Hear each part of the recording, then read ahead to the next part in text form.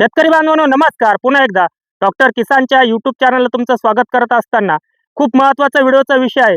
खरड छाटणीनंतर कोणत्या पान अवस्थेत कोणत्या फवारण्या गर्भधारणेसाठी महत्त्वाच्या आहे त्या संदर्भात आजचा व्हिडिओ खूप महत्त्वाचा आहे. त्यात एक छुपी फवारणी आहे ती मी तुम्हाला सांगणार आहे, ती कितव्या पानावर करायची. व्हिडिओचा विषय खरड छाटणीनंतर कितव्या पानावर एक महत्त्वाची फवारणी करून 100% गर्भधारणा त्या ठिकाणी होऊ शकते. मित्रांनो, व्हिडिओला सुरुवात करायच्या अगोदर नीट लक्षात घ्या, या ठिकाणी 1 महिन्यापूर्वी छाटलेल्या बागेत आपण उभे आहोत. इथं आपल्याला आता विरळणी करणं गरजेचं आहे. त्या खालच्या दिशेच्या आडव्या तिडव्या काड्या आपल्याला या ठिकाणी काढून घ्यायच्या. सूर्यप्रकाशाच्या दिशेने असणाऱ्या काड्या ठेवायच्या.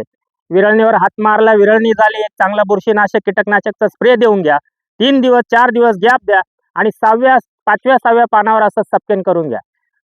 हे सपकेन करायच्या अगोदर एक महत्त्वाची फवारणी देशांतर्गत बाजारपेठेचं काम आपण करतोय त्या शेतकऱ्यांसाठी 200 लिटरला विरळणीच्या अगोदर किंवा विरळणीनंतर लिओसिन 150 ते 200 मिली, कॅब्रिओटॉप 300 ग्रॅम, 05234 500 ग्रॅम.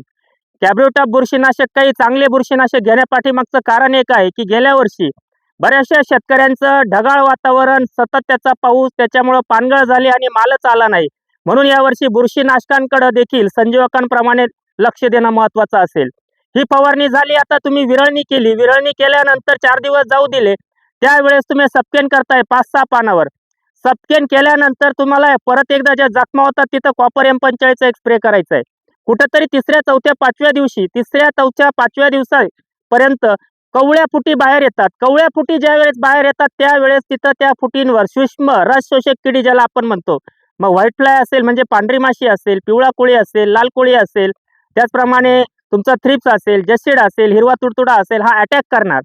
आणि त्यामुळे तो अटॅक केल्यानंतर तिथं सुरुवात जी होते, जी सुरुवात सूक्ष्मगड तयार व्हायला सुरुवात होते 40-45 दिवसाला, त्याला अडचणीमध्ये टाकू शकता. म्हणून तिथं एक चांगला अतिशय सुंदर कीटकनाशकचा स्प्रे देत असताना त्या ठिकाणी ग्रोस्टारचं जेमिझोन, जेणेकरून 1 महिना तुम्हाला त्या ठिकाणी कीटकनाशकची गरज येणार नाही.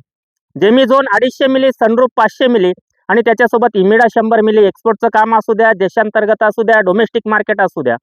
आता त्या फुटी 3-4 पानावर आल्या, 3-4 पानावर आले, तिथं तुम्हाला एक वेगळी खूप महत्त्वाची फवारणी तुम्हाला सांगतो की जेणेकरून 100 आणि 100 आणि 100% 1000% त्या ठिकाणी तुमची गर्भधारणा होणारच. फक्त विरळणी सुटसुटीत करा. पुढच्याही काही फवारण्या खताचे डोस महत्त्वाचे द्या, पण ही फवारणी करा. इथं तुम्हाला एकरी 400 लिटर पाणी गेलं पाहिजे. एकरी 400 लिटर पाणी गेलंच पाहिजे. इथं फवारणी करायची 200 लिटर पाण्याला 50 ml ग्राफर, फ्रुटफुलनेस ज्याला आपण म्हणतो, त्यासाठी काम करणारा ग्राफर आपल्याला ज्यावेळेस सूक्ष्मगडाचं रूपांतर त्या ठिकाणी त्या काडीमध्ये होतं, म्हणजे बाळाची आईच्या पोटामध्ये तयारी होते. आपण म्हणतो की गर्भवती राहिली स्त्री, तसा हा प्रकार आहे. तिथं ही फवारणी खूप महत्त्वाची. तिथं तुम्हाला काय करायचंय, 200 लिटरला ग्राफर 50 मिली, त्याच्यासोबत तुम्हाला घ्यायचंय चांगल्या दर्जाचं CPPU, ॲजिटेक CPPU घ्या किंवा कुठल्याही चांगल्या दर्जाचं CPPU, फक्त 100 मिली घ्यायचंय. त्याच्याबरोबर 05234 1 किलो घ्यायचंय. त्याच्याबरोबर बोरान 150 ग्रॅम घ्यायचंय. त्याच्याबरोबर तुम्हाला हळकुंड पावडर 50 ग्रॅम घ्यायची. चांगली ढवळून घ्या. हळकुंड पावडर नीट लक्षात ठेवा. सपकेन फुटून येते तिथं कीटकनाशकचा स्प्रे झाला. सपकेनच्या फुटी 3-4 पानावर आल्या, तिथं हा स्प्रे करायचा आहे. ॲजिटेक CPPU 100 मिली, ग्राफर 50 मिली, नीट लक्षात घ्या. 05234 1 किलो, हळकुंड पावडर 50 ग्रॅम, बोरान 100 ग्रॅम. पाणी मात्र एकरी 400 लिटर गेलं पाहिजे. 500 गेलं तरी चालेल. फवारणीचं प्रमाण आहे 200 लिटरचं. खूप महत्त्वाची फवारणी आहे शेतकरी बांधवांनो. किती तापमान, किती ढगाळ हवामान राहू द्या त्या ठिकाणी.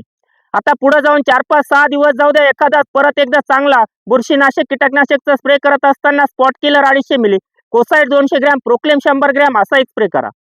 आणि त्याच दरम्यान या 7-8-10 दिवसामध्ये जमिनीतून रूट झोन ऍक्टिव्ह ठेवण्यासाठी एकरी 1 लिटर प्लॅटिनम आणि त्याच्यासोबत तुम्हाला द्यायचे 4 किलो, ज्याच्यामध्ये फॉस्फरस आहे, पोटॅश आहे, कमी प्रमाणात नायट्रोजन आहे, ते पॉवर सोल्युशन 10-40-40 वरद फर्टिलायझरचं.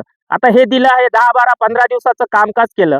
ज्यावेळेस ग्राफरचा स्प्रे झाला तिथून 4-5 दिवसांनी तुम्ही स्पॉट किलर त्याच्याबरोबर घेतलं, कोसाईड, प्रोक्लेम. तिथून 6-7-8 दिवस जाऊ द्या. तिथं वेलीला थोडासा पाण्याचा ताण द्या. वेली दुपारची सुकलेली दिसली पाहिजे. वेलीला थोडासा पान द्या, थोडासा हलकासा ताण द्यायचा. दुपारच्या वेळेस कोमजलेली दिसेल तरी चालेल. आता सपकेनच्या पुढच्या फुटी 8-9 पानापर्यंत आल्या, तिथं फवारणी करा. तिथं बर्ड कव्हर घ्या 500 मिली, सोबत घ्या 04932 500 ग्रॅम, बोरान 100 ग्रॅम. त्याच्यानंतर परत एकदा एक बुरशीनाशक कीटकनाशक कुठल्याही तुमच्या पद्धतीने फवारणी त्या ठिकाणी करा. शेंडा टॉपिंग तुम्ही 10-11 पानावर कराल. तिथून तुम्हाला कोणत्या फवारण्या करायच्या तो एक वेगळा व्हिडिओ देईल. काडी मॅच्युरिटी कशी करायची, काडीमध्ये सूक्ष्मगड तयार झालेल्या त्या घडाचं पालन पोषण कसं चांगलं करायचं, या सगळ्या गोष्टींचा पुन्हा एकदा मी व्हिडिओ देईलच. आजचा हा व्हिडिओ कोणत्या पान अवस्थेमध्ये कशा पद्धतीने सूक्ष्मगड निर्मिती सुरू होते, तिथं कीटकनाशकची केव्हा गरज आहे, कोणत्या खताची गरज आहे, पाणी कसं दिलं पाहिजे, या सगळ्या गोष्टी सांगण्याचा मी प्रयत्न केला. हा व्हिडिओ तुम्हाला आवडेलच आणि या व्हिडिओचा प्रत्येक द्राक्ष बागायतदारांना फायदा झाल्याशिवाय राहणार नाही, हे एक आश्वासन देऊन व्हिडिओचा शेवट करतो. चॅनलला प्रथम आला असाल, चॅनलला सबस्क्राईब करा. आवडल्यास व्हिडिओला लाईक आणि शेअर करायला विसरू नका. धन्यवाद.